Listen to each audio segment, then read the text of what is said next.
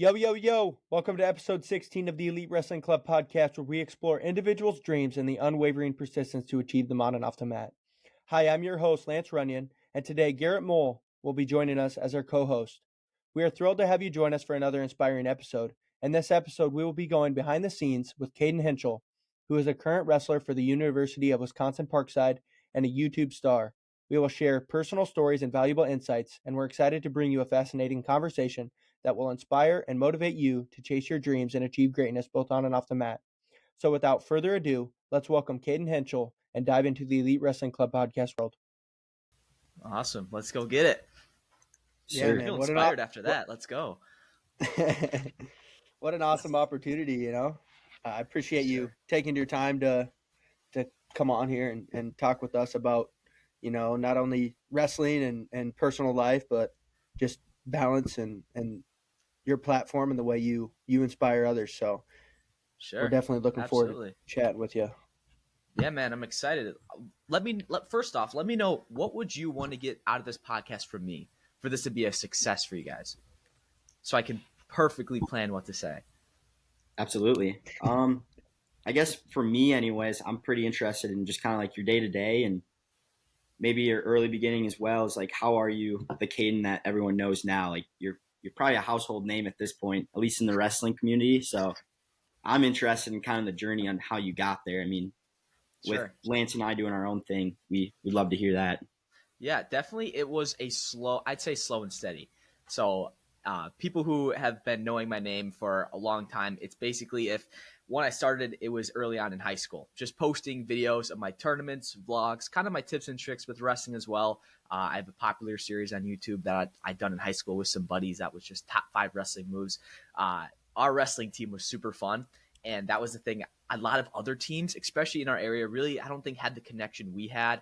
It was just like every time we go in the room, we'd just be either like just doing weird stuff with each other, just like playing around. And it's just fun when you just got a camera and we had these like tournaments going on before practice and no arm wrestling, all sorts of different stuff. But I think I brought the funness of YouTube to wrestling, and that was a thing that in general wasn't on YouTube, let alone just wrestling.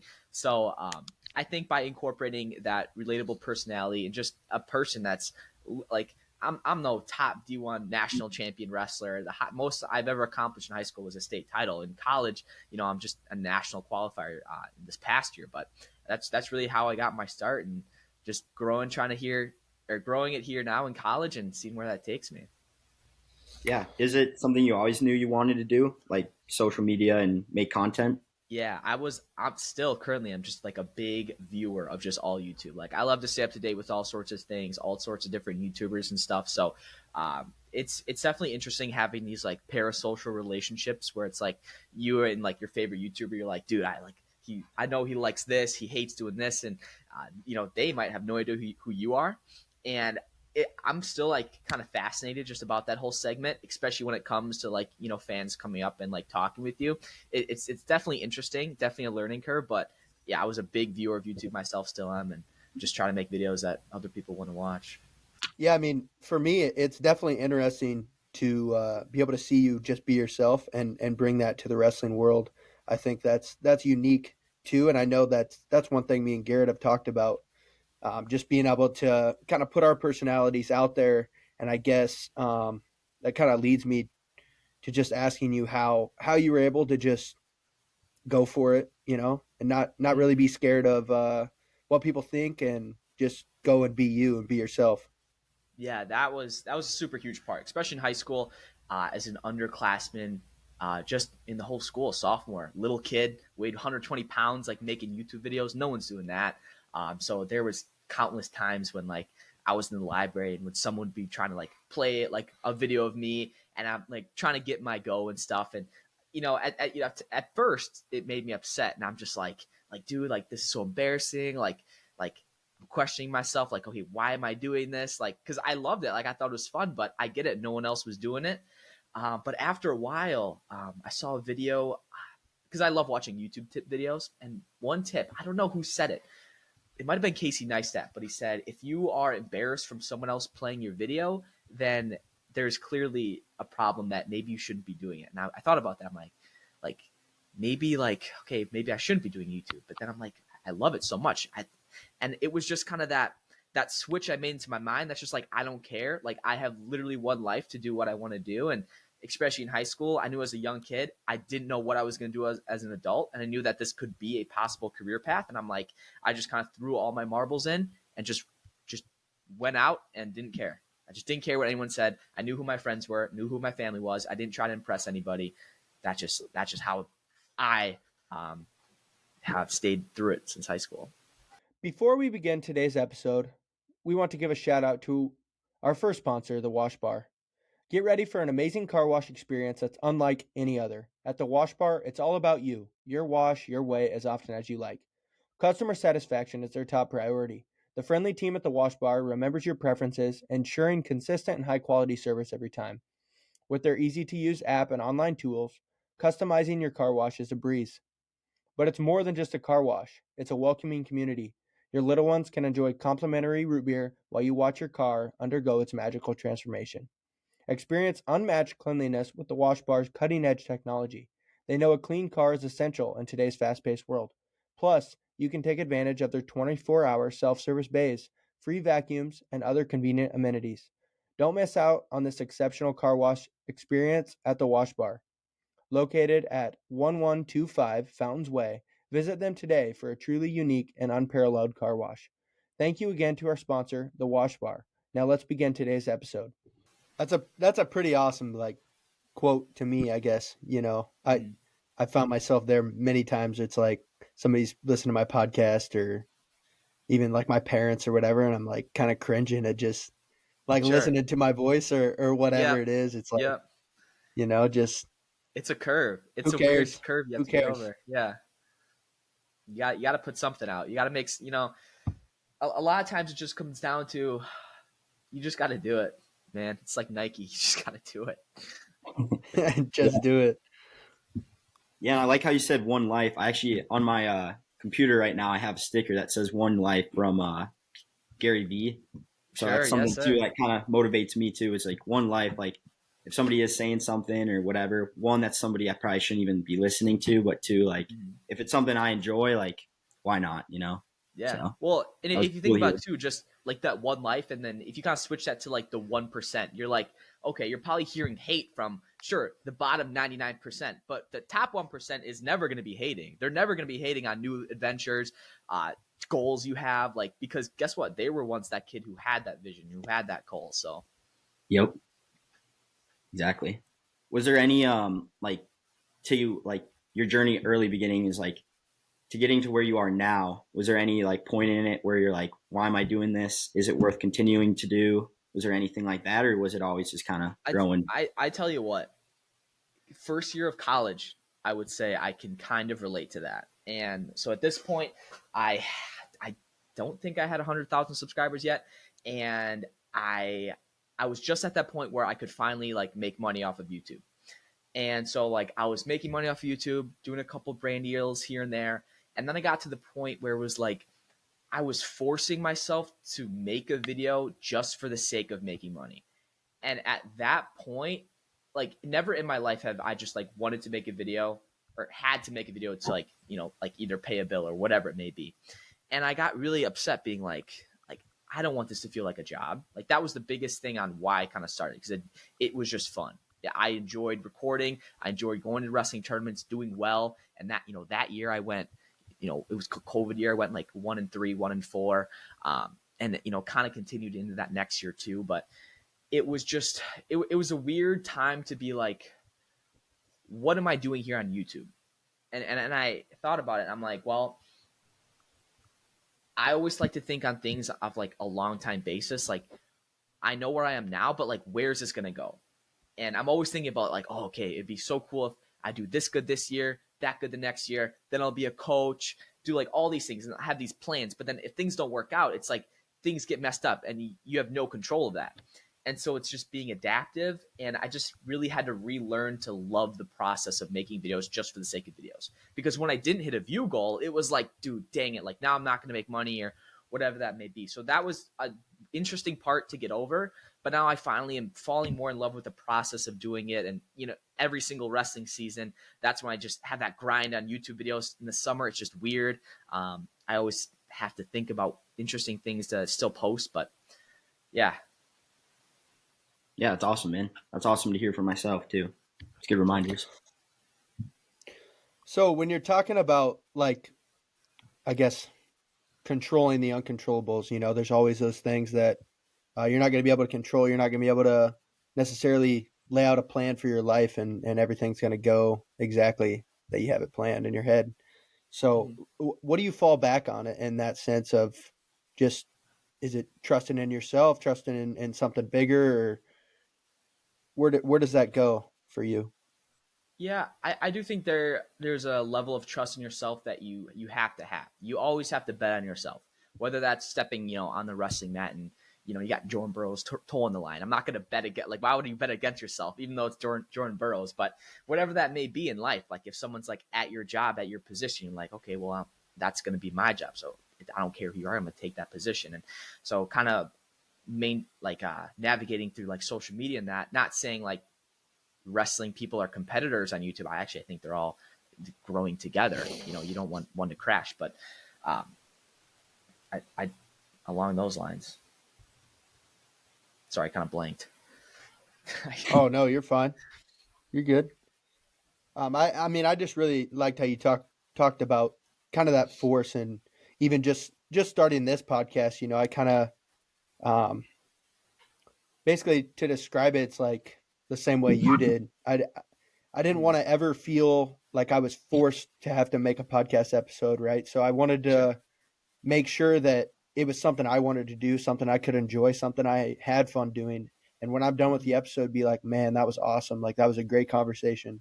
I got a lot out of it. Have fun with it. Be myself, whatever it is. And I think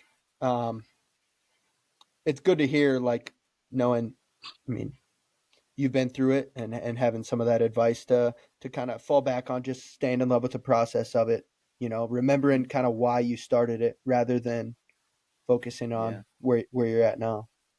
100%. And back then, I'll talk about this too, is that there really wasn't anyone doing that social media wrestling. Everyone was just wrestling to wrestle. They accomplished their goals. But now you see, you got, Bo doing flips on Instagram, all, guys just trying to build their thing, Saldate's doing that UFC thing. And there wasn't really anyone in the wrestling space that at least I knew of that was really trying to make it in some way, shape, or form on social media. So it's cool that so many more different people are doing it, and that I can actually have these conversations, because we're all going through kind of that same process. Yeah, and I think it's fair to say, like, you could be the one, or at least in my mind, I think you're the one that kind of started all that. I mean, I know for myself, like, I've watched your videos when I was in high school, and I mean, I'm from Wisconsin. I'm from Lodi. So just watching we're always around the same weight, but you were D2, I think. I know. I wrestled one of your teammates at Badger State, I think it was. Okay. Or something like that. But just watching you in high school and stuff, I'm like, yeah, I want to stay involved with wrestling as long as I can in whatever way that is. So sure. Yeah, wrestling's like a cult. You can't get out if you get in. So, and again, another question I have is, I know on a previous episode I asked somebody, it was like, I feel like, so for you, you said you're like thinking about your goals in the future, things you can do, all these different ideas. Do you ever feel like you're sometimes like stuck in the future more than the present with things? Yeah, definitely. I do think that there is more contributions to that, like, sitting on your phone too late at night, waking up, going to your messages, scrolling on social media. That's still a part that, like, me as well as probably everyone else, like, needs, because it's probably is to a point where I'm, I guess, a bit addicted to that. And like that, there are things that, like, I wouldn't be caught in the future if I wasn't doing those things.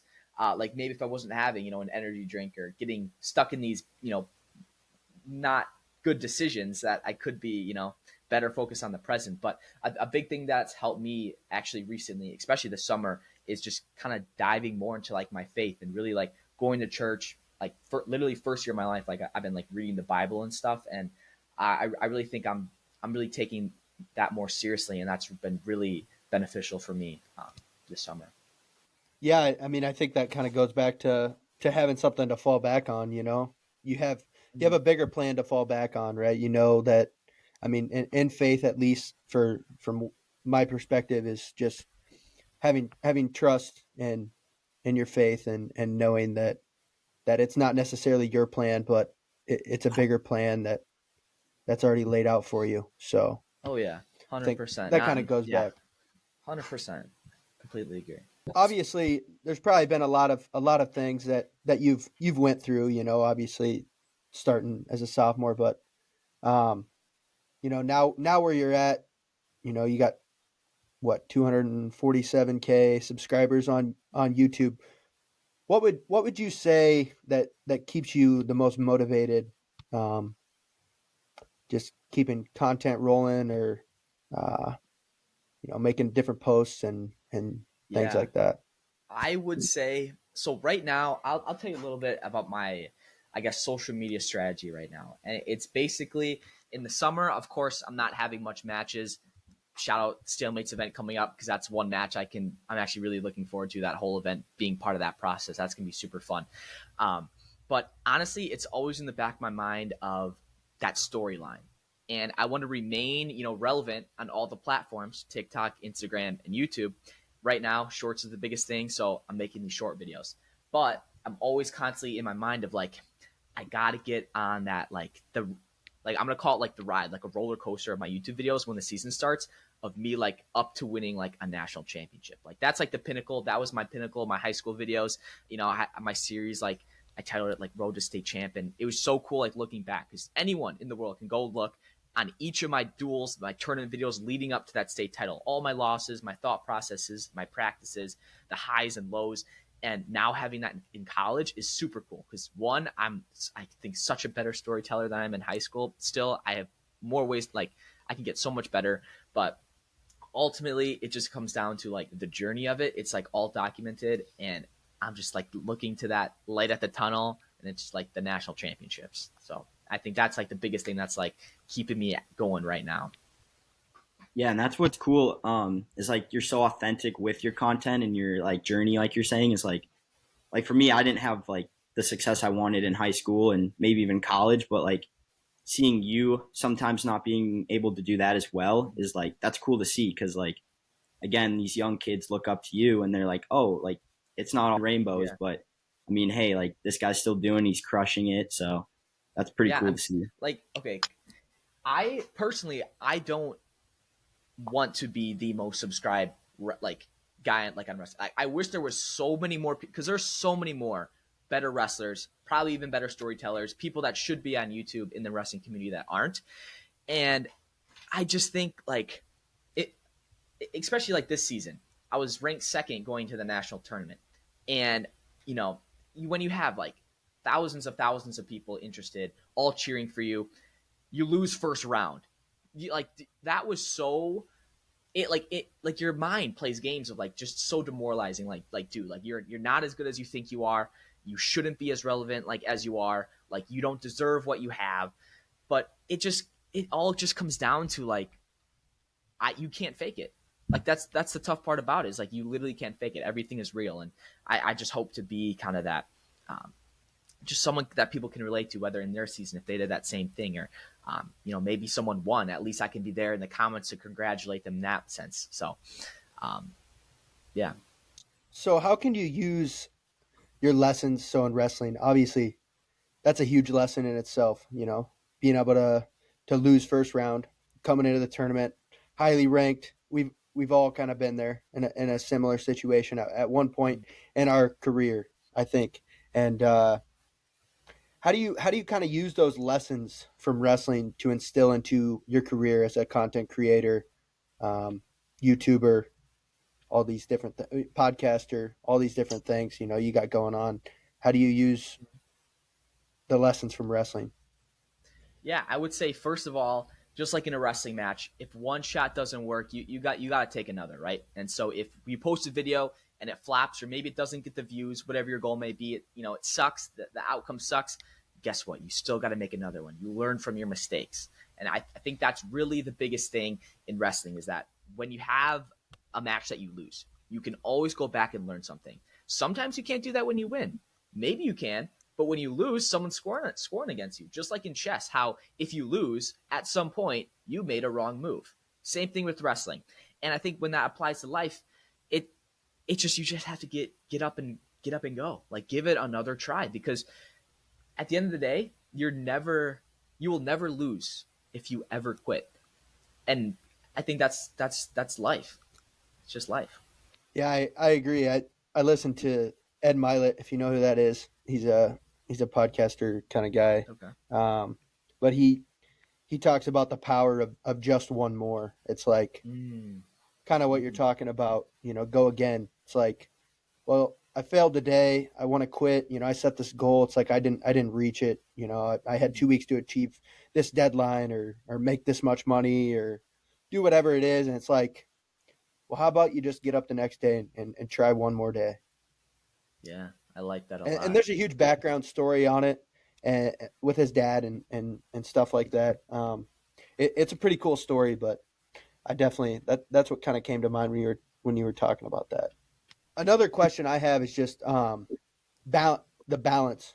So I know me and Garrett haven't really had like a season yet that we've had to go through, and Garrett's kind of in a different position, transitioning to bigger things, but just being able to balance, wrestling, school, being able to create content, put time into your career, podcast, all these different things we got going on. And I guess for us, we're kind of adding more to our pile, so yeah. I didn't know if you had any advice on balancing things, balancing social media with, school and wrestling.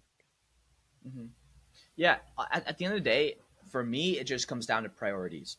And so in like the college season, I know that I need to get my work done instantly, or else like I'm not going to finish it that week, because to be honest, I do not care about school. I get fine grades. I think my cumulative's like a 3.6 or 3.7, whatever.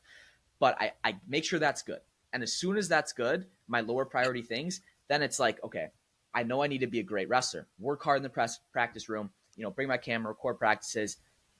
And then my passion, creating YouTube videos. It's like, I have such a priority on making a good video and making sure I have, a video come out every week or every duel, every tournament. And it just comes down to how much you really like it. Because at the end of the day, we're all at some point like lazy and do things that we could be doing better, like our efficiency. And so like in the summer, my efficiency levels are so low compared to when they're in college. It's like I'm really looking forward to getting back to college, because that's when I can be back in the swing of things, back in my routine of, okay, like boom, practice with the guys. This is when I do school. This is when I do this. And really having like time frames and timestamps. So some of the things I've been working on is every night I take out my notes app and I just have time blocks. And so it'd be like, okay, wake up at 8:30, shower 8:30, 8:45, maybe breakfast, drink a gallon of water by noon, whatever it may be, and kind of having my day planned out the day before, so that I'm not just in my bed just scrolling on my phone, or I'm like eating a sandwich and then who knows, something happens. But really time blocking and Right. Having that efficiency. It's all about efficiency at the end of the day. So really implementing a routine. Yes, routine's huge for sure. Staying ahead of yourself. Yeah. Yep. And two, I think that prioritizing. I liked how you talked about prioritizing the things lower and getting those done first. Yes. And then there's multiple ways to look at that, because sometimes people say, do the big things first, right? But if you can't do this, like it's weird. I think it's different in life than school, because some people like school most, and it just depends on what you want to accomplish. I'll leave it at that. Yeah, for sure. But I mean, I like that, just because if you do the bigger things first, and in a world like this, where we're, chasing clicks and chasing likes and wanting to have a good podcast show and wanting to communicate with people and network and all these things, it's like you could do that all hours of the day, every day, and never think about the littler things. That's a good point. So if you get those little things done first, those bigger things will follow along. So Yeah, good point. Yeah, and I'd say, I mean, again, going back to balance, like I know we had Doug on the podcast, and he said, like, I think he said balance is a myth or something like that, and I think that can sometimes be valid too. Is like, especially highly successful people, or if you're trying to chase that, it's like there are going to be moments or phases in your life where maybe balance isn't there. Yeah. And I mean, that's kind of where I'm at right now. Is like, how do I balance school, practices, giving back to my team, hanging out with my family, all these different things. And like, and maybe, I mean, maybe that's going to happen right now when you're chasing things. But I mean, a lot of the time is like, it's going to be upfront work. And then eventually, hey, I got this stuff done and now I can balance it. So I think it's good to kind of notice that too. Yeah. No, definitely. That's interesting. I actually never heard that balance is a myth, but yeah, I like at the end of the day, like whatever you want to do, like if you really want to do it, you're going to do it. Like you're going to find a way to do it. And if you don't, you're going to find an excuse not to. That's just what it comes down to. Yep. yeah, and I mean, hearing that balance is a myth again, when I think about it, I'm like, yeah, I mean, for me in my life, like I'm a kind of go with the flow, just get things done as they need and just do it to the best of my ability. And I mean, if something pops up, I'm not gonna sweat over it. I'm just gonna get it done and move on to the things I enjoy to do. And I guess like hearing that again, it's like, yeah, I mean, I don't really know how much balance there really is, but Is balance you even a try good thing? to. Yeah, I don't know. Yeah, I don't know. exactly. I think that it might have just been a thing people just said like you need balance, but why do you need balance? Says who? I don't know. Exactly. Right. No, that's something I've been thinking about a lot actually. So, I mean, I'm kind of playing with that too. Is like, is that even attainable? Is that something I even want? Like, I feel like maybe you're not doing Yeah, much if I you don't do have balance. I don't know. I don't wake up every day thinking, man, I need more balance in my life. Like, no, I like if something's lacking, like, okay, I need to get my butt in the wrestling room and wrestle, or I need to pump out a video here. Like, yeah, it's interesting. Yep. Yeah, that's Right. awesome. So who would you say, I guess it's kind of a two-part question. Who would you say is your biggest influence or source of inspiration? So obviously you have YouTube and then you have wrestling or Mhm. personal life, whichever way you want to go. But if there's a certain person or a couple people that have kind of influenced you and Yeah, inspired you. I think it comes down to levels of where I was at in my career. So high school, it was always, my dad, because he accomplished literally like the pinnacle of what I wanted, and that was that high school state championship. I wanted my picture on the wall, like right next to his in the gym. I always thought that was the coolest thing. So, of course, when that happened, it was like full circle moment, completely fulfilled in my high school. Boom, on to the next, right? Because those things like they don't last. Like I don't like that like bracket sheet. Like it's like I don't even care like that could like lose that tomorrow and I probably wouldn't like sweat a bead. But it's like it's weird. Humans are always on the next thing.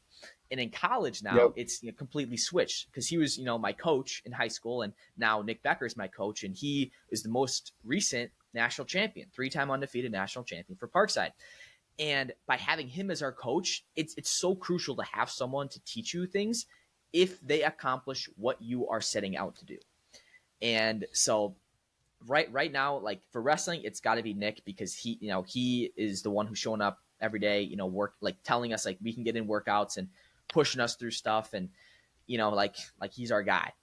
YouTube, I don't know because there's no one like I wish there was someone really doing it as passionately as I was doing it, and it's unfortunate that there's not. And to be honest, I don't know if anyone like will unless they like have the means to pay for like a film crew, and because it's so much work. Like I like there's a reason like that I am probably like the most subscribed, but I'm D2. Like there's no D1 doing it guy like who's a national champ because I don't think you could be a national champ if you do YouTube.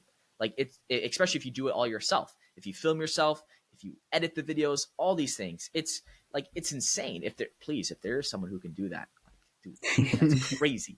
But at the end of the day, it's just like levels. There's certain levels on how good you are at certain things, and eventually something's got to subside. Not saying like if I could like throw in like if there was like a genie that said if you could be like an NCAA D1, like 4-time All-American or national champ, but you could never do YouTube. Like it does sound enticing, but like I really love YouTube. I love making videos. Like when I'm self-teaching myself in like like my freshman year of high school and how to edit like a 10-minute video, sitting there for 8 hours a day. I love this. I can't wrestle for 8 hours a day. I wouldn't want to do that, but I can sit in front of a computer, try to edit, learn. So that's what I like. Before we continue today's episode, we would like to give a shout out to our second podcast episode sponsor, Iowa Ortho. Iowa Ortho offers outstanding orthopedic care for local residents and beyond. Their expert teams handle sports injuries, arthritis, and more, all to improve your comfort and quality of life. With 9 convenient locations across central Iowa, setting up an appointment is a breeze. Visit their website at www.iowaortho.com or call 515-247-8400. While you're there, check out their state-of-the-art body composition scan. It is perfect for athletes at an attractive price of $40. Choose Iowa Ortho for top quality care and convenience. Experience their exceptional service firsthand. Visit their website or call to arrange an appointment. Thank you, Iowa Ortho, for your support. Let's get back to the episode. Yeah. And you just never know, too. I mean, YouTube helps you in other ways, too. It keeps you on a routine, like you were saying. And, I mean, mentally, it's keeping you doing what you want to do. So, I mean, you just never know. Yeah. So. No, absolutely. And the cool thing about YouTube is, too, well, it's weird. Growing up, I was the shyest kid. I wouldn't say a single thing. And now that I have gotten YouTube, I've gotten so much better with, talking to people, relaying my message.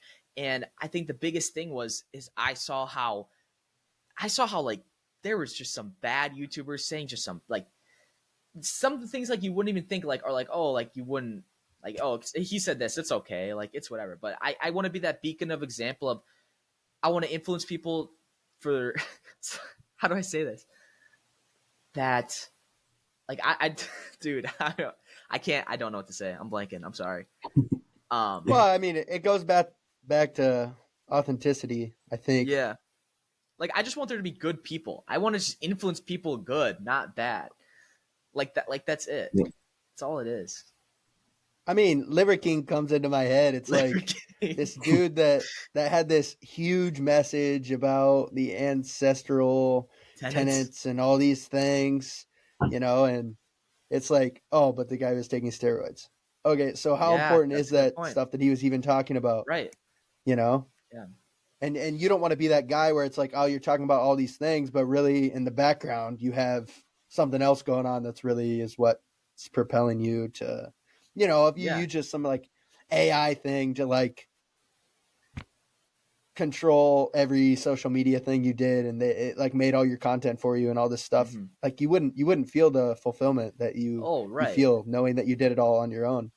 That's somebody would eventually come out and find out that, hey, he doesn't even do all of his stuff. Like he's paying $1,000 a year to have this site do it for him.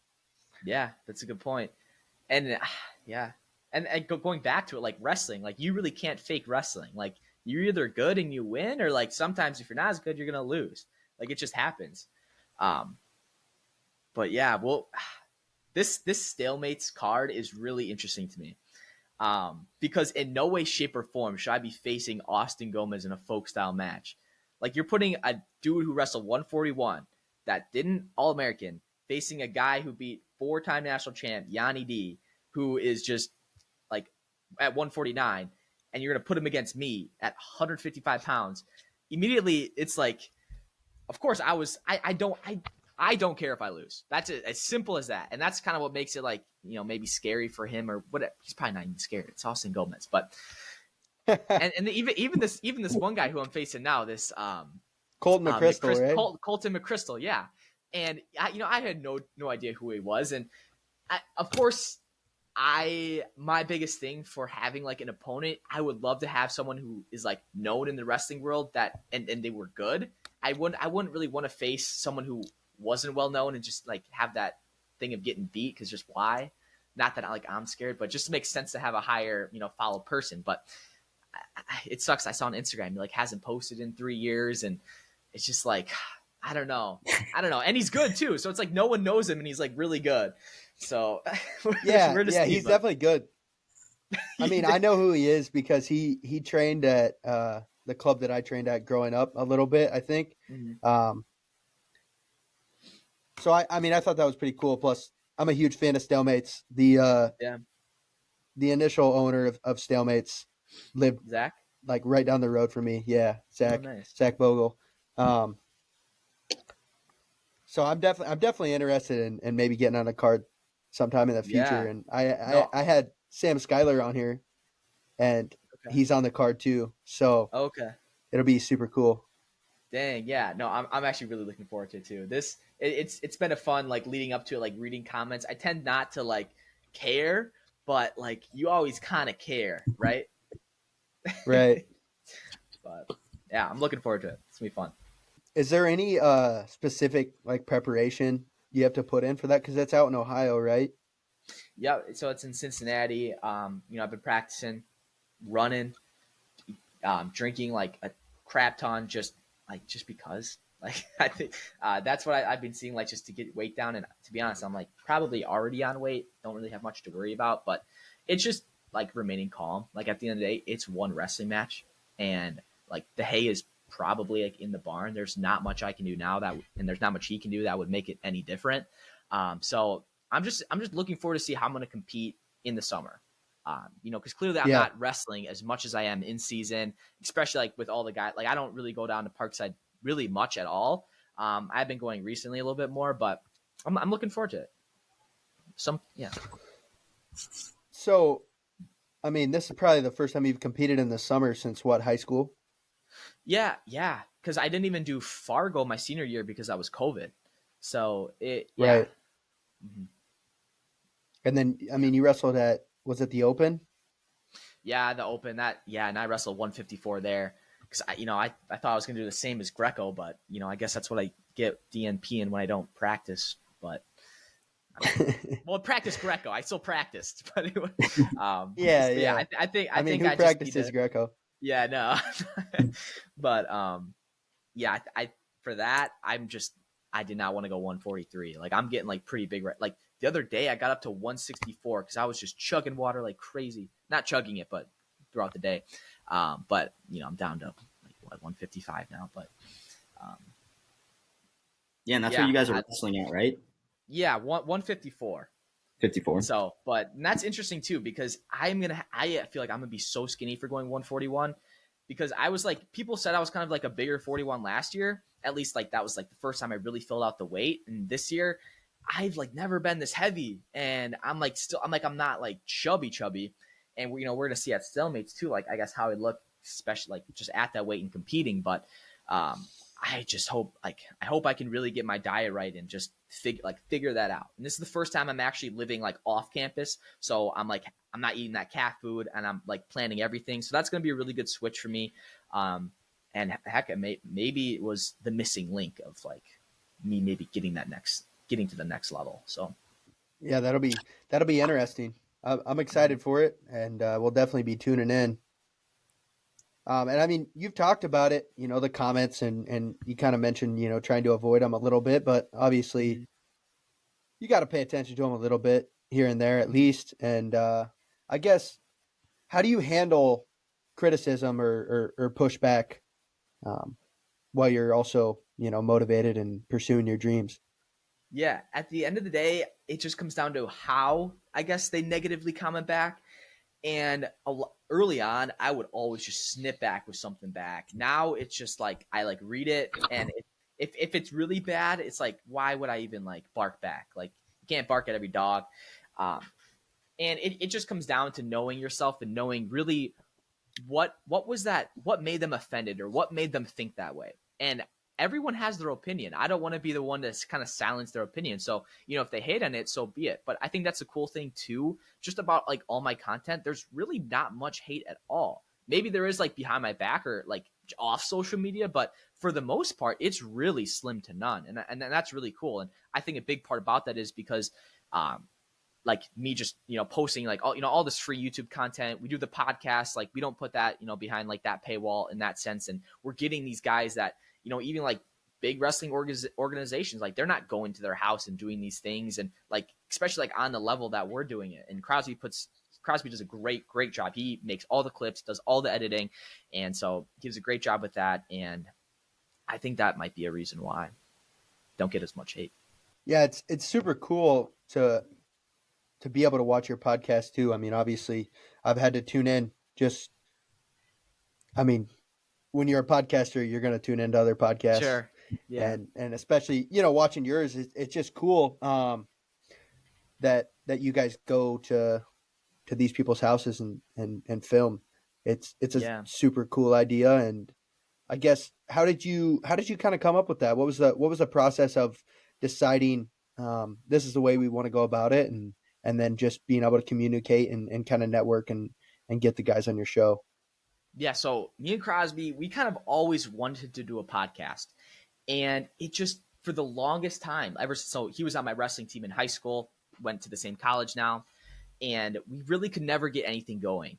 And he had a YouTube channel, he just stopped posting, didn't like it, and he kind of always had this idea of doing a podcast. And I'm like, yeah, we should do it, but like how much am I gonna pull? How much are you gonna how much work is really designated? And especially when it's like starting like a business, like when we're thinking about it, like we want to do this as like our like career. Like, so there was really like, maybe you're not burning bridges, but you have to put so much effort into it, especially up front. We were working on this podcast, just getting everything ready, doing test podcasts for like 2-3 months before. And even when we started, we weren't even planning on launching until like a month later. And the one thing like we saw is we just on just social media was we didn't really like the not saying like it's a bad thing, because we're actually going to incorporate that in season, kind of like virtual, but we just wanted to put in that extra effort to have them in person, because one, the conversations will be so much more better. Number two, like it's in person, I could also have my content with them. Like if you saw, I did a little TikTok with like Ben Keeter of like just doing those like little innuendos things. I want to do more of that too, but like I'll give like for Gable too, like how we did him on the podcast, but then we also went in the room, rolled around like a little bit, just filmed that way. So it was just like a perfect idea, and we just kind of want to be on that like the top of the production quality in that sense. So and you guys have a third guy too, right? Yeah, that helps out? Yes, Superman. So he makes the plaques. So he kills awesome. it on that. And there's something so cool too, because this is like our first summer doing it, but like it's so weird gonna happen to continue in season because we really can't travel much. So there's like a completely different podcast that's really gonna go on. But come next summer, when we kind of recycle, if we do the same guys, we're in talks with Brady and of what like the next plaque is going to be, because we don't want to give him kind of that same plaque. So we got something super cool planned. But yeah, he does a really good job on that, and came out with the Penn State trip, and it was fun. Can you share like a pivotal moment that you would say was a huge stepping stone for you to come over in your journey that kind of changed everything for you? Yeah, like a journey through wrestling or social media? Both. I mean, either or, whichever you prefer to talk about. Yeah, I think so. For wrestling, I think it just came down to in high school when you climb that mountain. Everyone starts off at bottom, grind your way to the top of that peak. You win state, let's say, then you go to college. You don't start on like a peak. You're starting at the very bottom of that next mountain. And for me, especially the first 2 years, I think my combined record was like 8-20, something like that. And how can I go from like 8-20 to then in my third year going, I think it went like 27-4.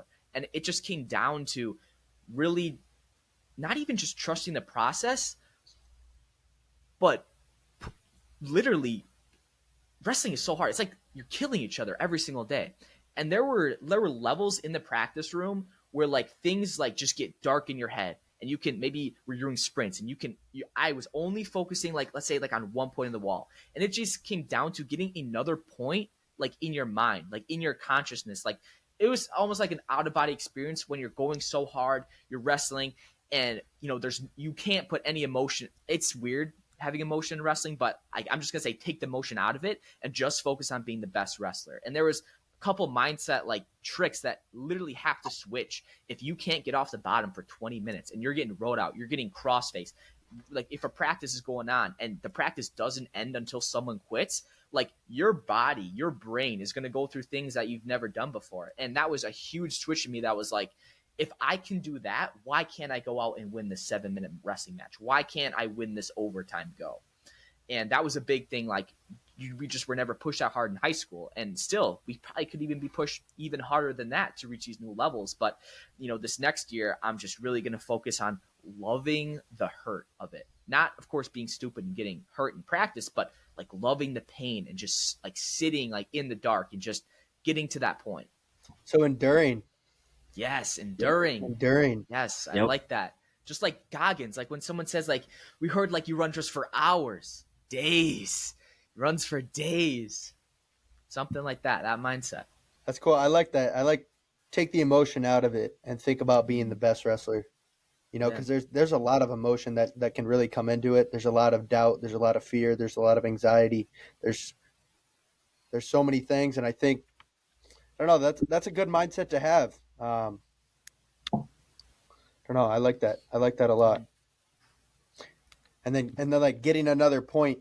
So like when you talk about that, do you mean like ending on a win, like finding a win, no matter where it is, whether it's a sprint or whether it's a takedown, or maybe you got to go visualize something after practice? Yeah. Yes. Short answer, yes. And even if like you don't get like that last takedown, like you can sure bet I'm getting up that rope 5 times at the end of practice, or I'm doing something else too. Like no matter if I go out on a win or not, like I am getting the extra work in, because everyone goes to wrestling practice, but who's gonna really do that extra thing to get them better? Yeah. What was the kind of biggest difference from high school to college for you, or kind of hurdles in the beginning?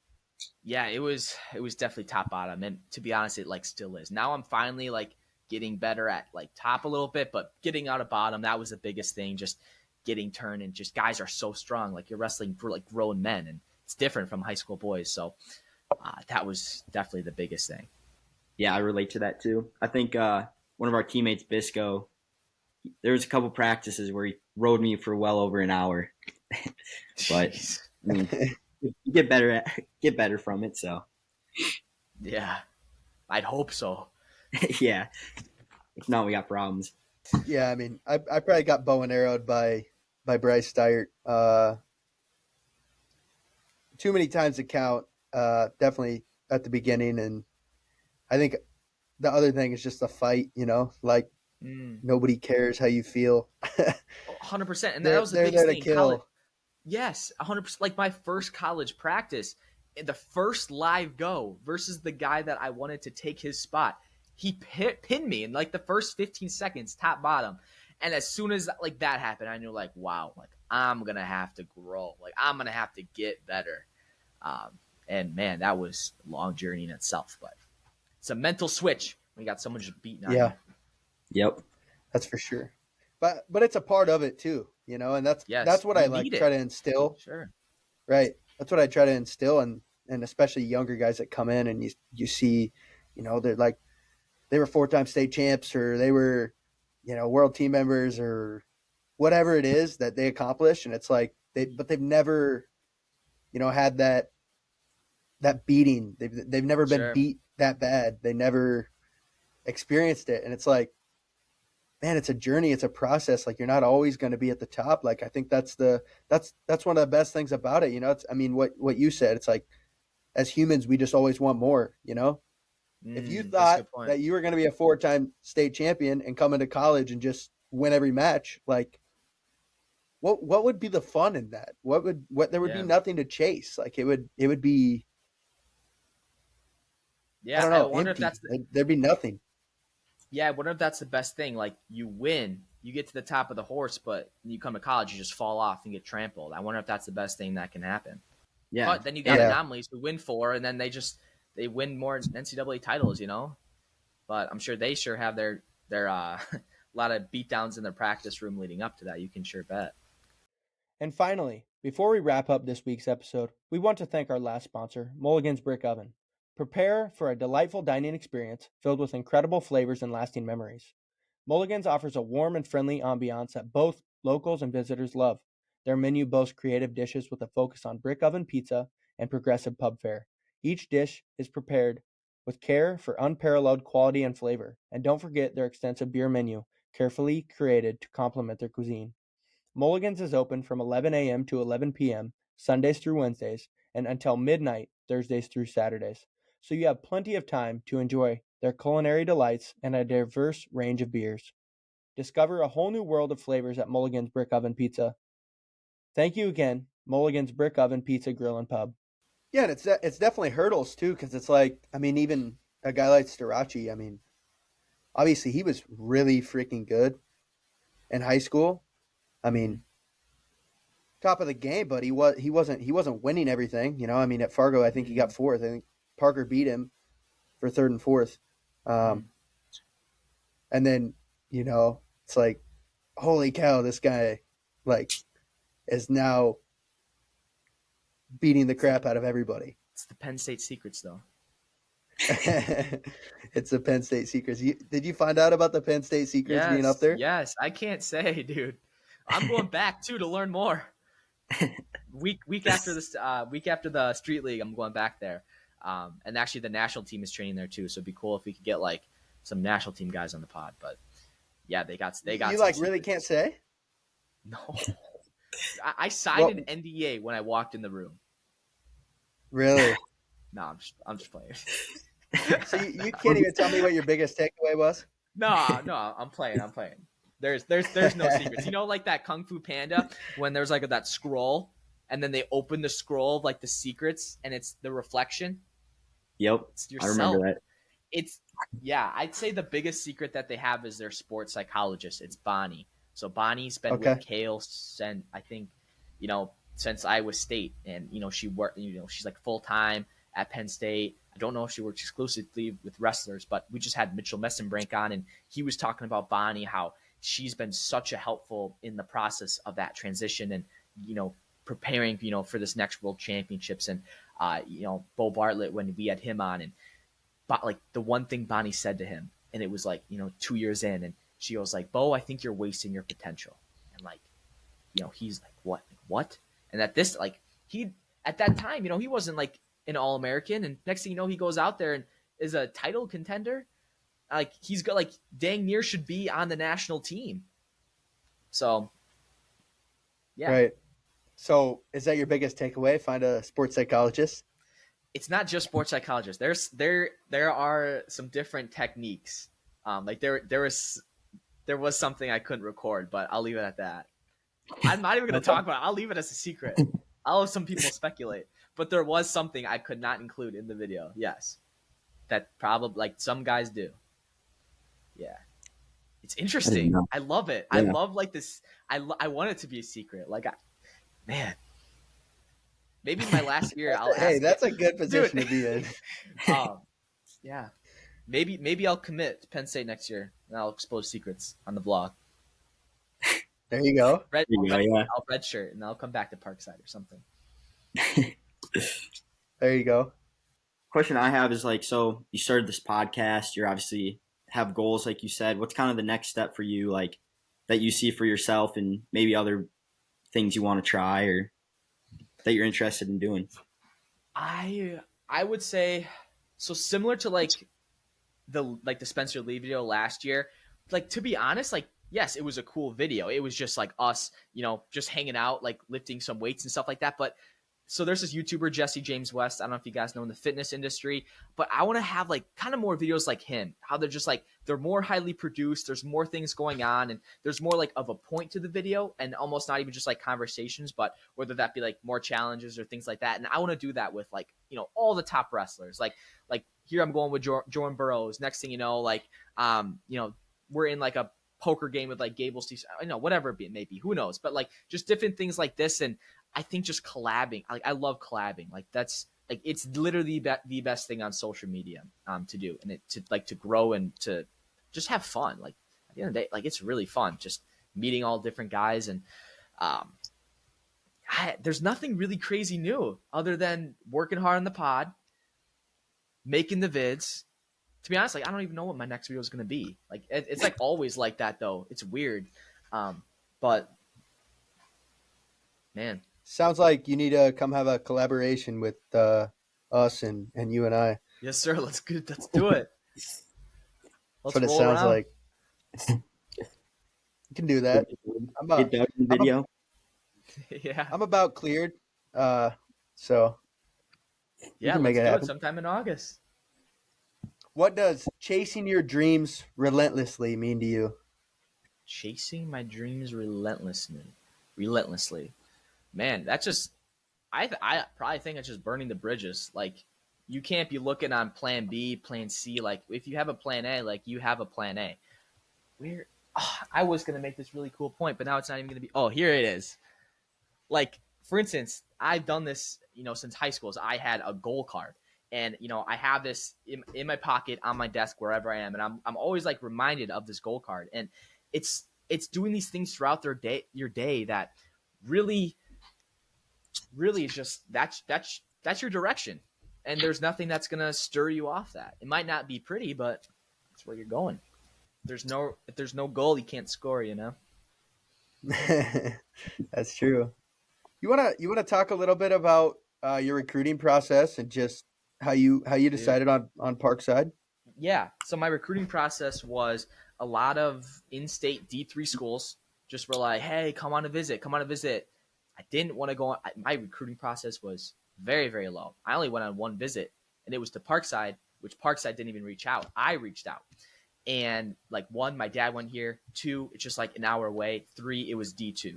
And also, of course, that implies that you can have like some scholarship opportunities. And at the time of high school, I did not think I was good enough to go D1. Heck, anyone can go D1, but it's just like, okay, are you going to start? What's your like plans? Like, how much does it cost? Because college is expensive. And I walked around Parkside. I was like it was small, secluded. I'm not a big partier, not a big drinker in that sense. And team might have been a little bit that first year, but now it's a lot better. And it just seemed like a good fit. And I knew some guys on the team and knew some guys in my recruiting class, and that was it. But like my junior year, I wasn't even planning on going to college. I was so into like making some sort of business, not even YouTube, just making a business like drop shipping or something. And like, that's like how I thought I was going to make it. Cause I was like a big sucker into getting like all these like courses and like social media marketing, doing all that type of stuff. So I wasn't even planning on going to college until Max Ashgren really was like, "Cayden, like, where are you going to wrestle in college?" I'm like, "I don't know." He's like, you like should, like, you only get to wrestle in college once. And of course, looking back, like this is like the best decision I could have made. So that's, yeah, Max is probably a big reason why I'm here. Yeah, Max is a cool dude. Yeah. Yeah. I don't even, Max even knows that. He's probably the reason I'm making wrestling videos still in college. That's awesome. He's came over a few times. Just being around him is just, he's a cool dude for sure. Mm-hmm. I see how he has such an impact on, his athletes and people that have came through AWA. So yeah, it's weird too because not much people know him at all because he's nowhere on social media. He just does none of that. But I mean, you're in the room and he's coaching, like he knows everything. Like there's a reason why there's like that's the room with like the most Fargo champs, and like it's crazy. Yeah, for sure. So obviously that points us into a direction of, after college for you. I mean, we've talked a lot about your journey through high school and college, and just what are you looking forward to most when you're done? Would you say? I would just say you said you look into the future a lot. Yes, I do. Of course, I'm always thinking of like, okay, where's my videos going to go, and it all depends on one, like my girlfriend and where she's going to live, because I've been with her for 5 years now, and that's got that locked down. So I want to stay close in state. I'm definitely going to stay in Wisconsin somewhere, and literally the biggest thing I'm looking forward to is not having that kind of what's it like a restraint of like being at school. Like I couldn't like leave, and you have to go to those practices, and there's all this training time leading up to just like a 7-minute match. But now that I don't, like, yes, I'll still be training. Yes, I'll still be working out. I'll probably still be making those like, some workout vids in some sense, some shape or form, still stay in shape. But at the end of the day, it just comes down to having more time to create content, to create better content, to share more stories in the wrestling world. And that's what I'm really, really looking forward to. It's like less of me and more of everyone else. I want to showcase everyone else. Okay. Like I built this following so that wrestling can grow, so that wrestling can flourish. And there is no reason why wrestling should be pulling less views in the national championship year after year after year. It just makes zero sense. And I want to be something to contribute some way to help wrestling on a bigger scale. And like for me and throughout the podcast, the biggest thing that I've asked guys, like, how do we get more numbers through wrestling? And the immediate thing people think about is the national championships. And it's literally because it's in the middle of March Madness. And I'm like, okay, well, if it's simple enough to put it in April or whatever that may be, like, let's do it. And I'm really going to start thinking of ways to kind of incorporate, like I had a couple ways, man, this is like some like deep night shower thoughts, but I had an idea. Maybe don't clip this because kind of keep it under the radar, but I had an idea of every, like either NCAA, every single division, of having every national qualifier or All-American or national champ, I don't know the scale yet, and have them all either sign something or make a little video. Maybe everyone sign something. Maybe all the champs make like a video. I just need snippets of them saying, put the tournament in like April. And like having all the coaches, like if that's a complete unison on doing it, I get there's some weird things of making I think the US Open or Team Trials. Like, of course I don't have all the statistics or analytics of making it perfect, but I think that I feel like I could at least be part of something to organize a change for wrestling to grow. So that's something I've been thinking about. What if you move conference back to like end of February and put, well, I guess it'd still be in March, like the Nationals at the beginning of March rather than in the middle of March Madness. But it's called March Madness for a reason. It's all March. Sure. You wouldn't want it changed? Well, I'm thinking like preseason training. I don't know if all people want to change. Right? I mean, preseason training is going to start when guys get to school anyways. So why don't season just start a month earlier? Sure. Or, when school starts instead of October, whatever it is, or September. And just like move it up to February, like the end of February. Yeah. Definitely. Instead of lengthening the season, like we can just start the season a little earlier and end it right before March. That's a great idea. Yeah. I don't know. I probably even like that better. Would you guys be down for it? I'd be down for that. I mean, didn't they talk about that a few years ago? Like moving everything. It was talked about it, but I don't know if anything's going to change if no one does anything about it. Yeah. Right. I think, and that, I mean, especially with your purpose and your goal for future, man, I mean, that's a good way to go, especially right away. It's like, I think that's going to be one of the biggest ways to grow wrestling. I think.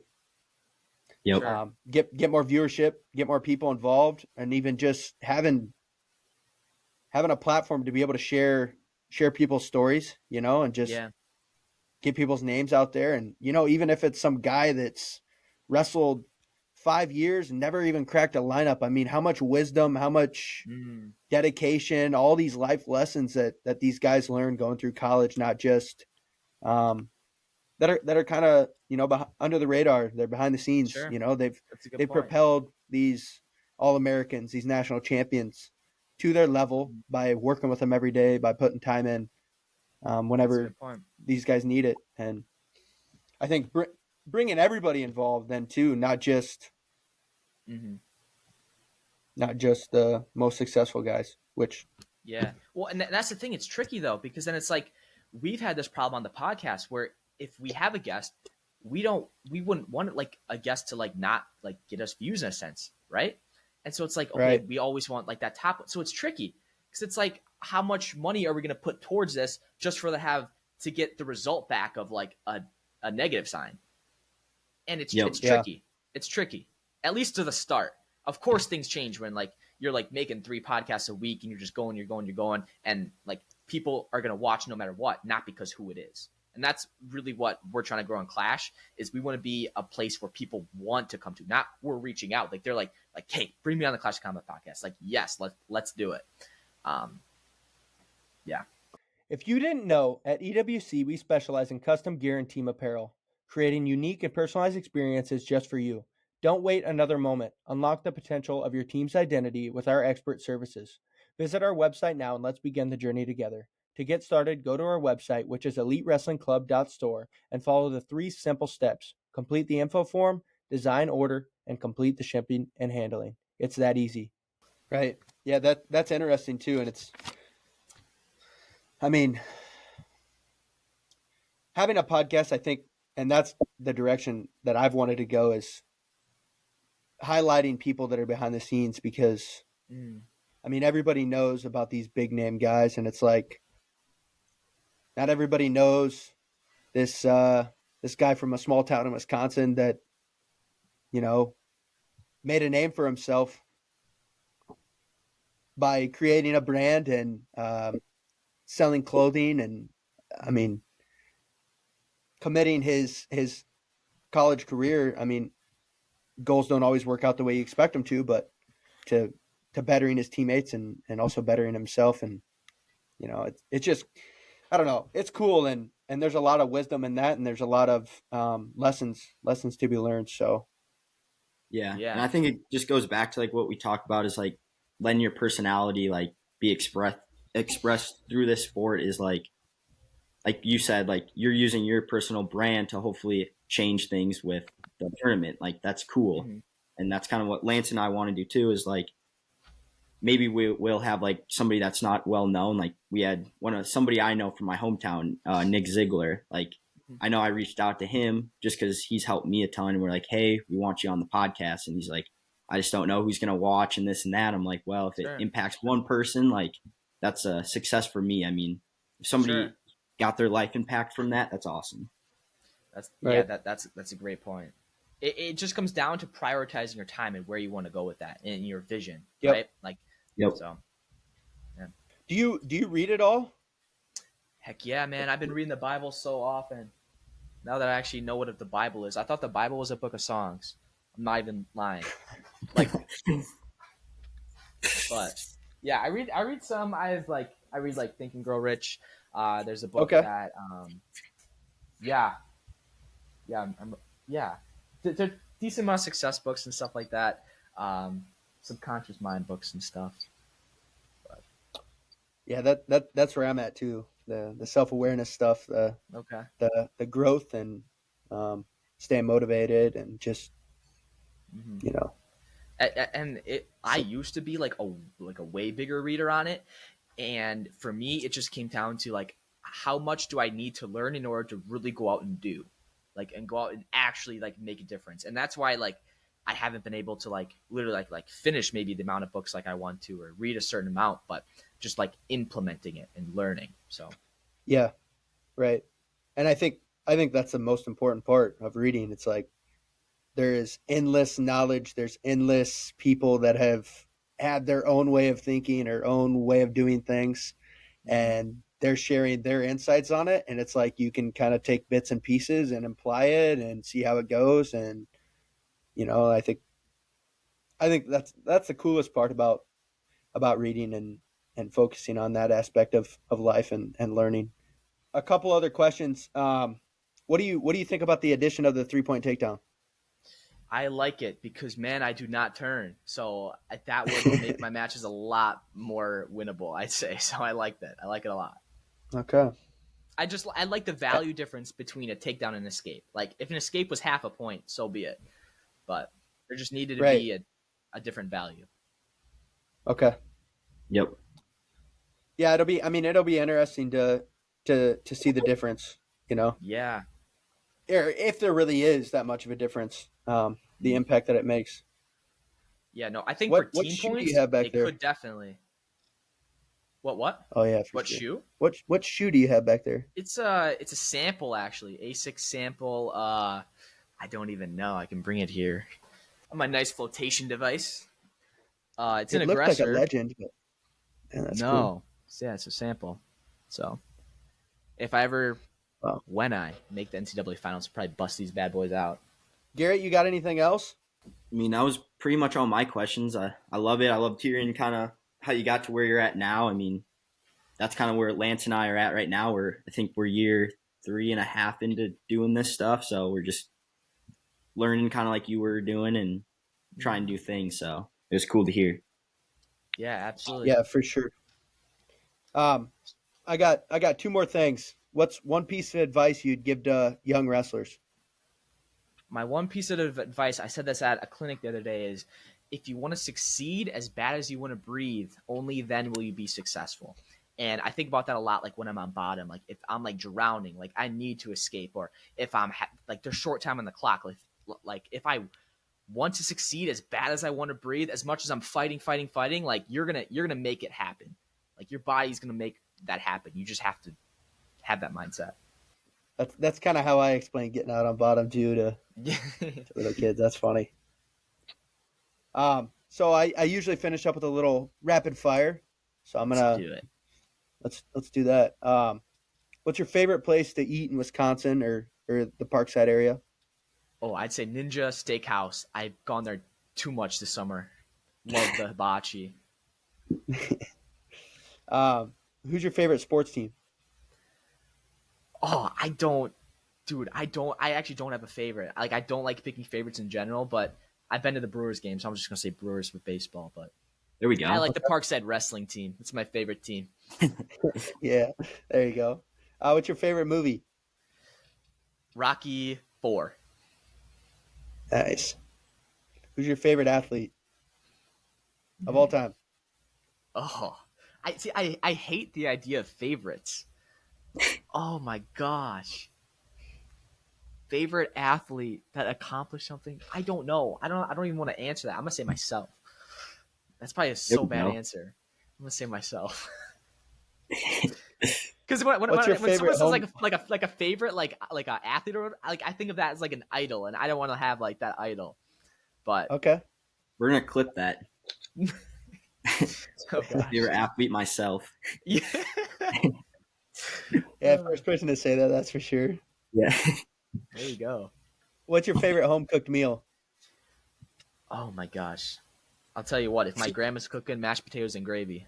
That's a good one. It's a good one. All right, well, thank you for listening to the Elite Wrestling Club podcast. We hope you found today's episode valuable and enjoyed our exploration of Cayden Henschel. To stay connected with us, hit the subscribe button to never miss an episode. We release new content every Monday. Leave a review on YouTube, Apple, and Spotify. Your reviews help us reach more listeners and provide valuable content. Visit the Elite Wrestling Club website and follow us on social media for questions, topic suggestions, or to connect with our community. If you love the episode, donate to us using our Elite Wrestling Club PayPal or Venmo, which is located on our podcast website. You can go to elitewrestlingclub.store, click podcast, and then hit the podcast website button in yellow, where you will see the donation heart in the top right corner. These donations help us continue providing remarkable content for you weekly, as well as improve your experience for future episodes as well. And if you haven't seen, me and Garrett are making a trip out to the Do Hard Things conference with Zach Moll. We'll be setting up a booth there. So right now, all of our donations are going towards that, and we head out August 10th. So we're looking forward to going to Colorado Springs for that trip. So many exciting episodes are coming. Stay tuned and join us next time for more inspiration. Thank you for being a part of the Elite Wrestling Club podcast world. Keep exploring within to inspire others.